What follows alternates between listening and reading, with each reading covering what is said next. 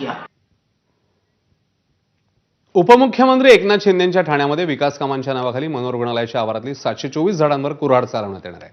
ब्रिटिशकालीन मनोरुग्णालय पाडून नवं मनोरुग्णालय उभारण्यात येणार आहे। या वृक्षतोडीवर वृक्षप्रेमींनी संताप व्यक्त केलाय। दरम्यान तोडलेल्या 724 झाडांपैकी केवळ 400 झाडांचं पुनरोपण करण्यात येणार असल्यानं टीका होऊ लागली आहे।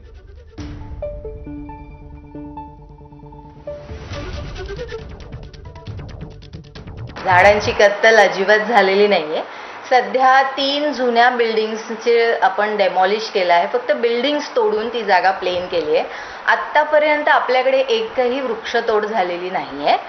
दुसरी गोष्ट, ती वृक्षांची मोजणी झालेली आहे। तुम्ही जर एक राऊंड मारलात तर प्रत्येक झाडावर नंबरिंग झालेली आहे आणि त्याप्रमाणे जर ते नगरपालिका TMC कडे जर तो आहे भाग, तर TMC त्या भागातल्या वृक्षतोडींवर जे काय पुनरोपण करण्याचा प्रक्रिया आहे ते शासनाच्या नियमातनच करणार। आतापर्यंत काहीही वृक्षतोड झालेली नाही आहे।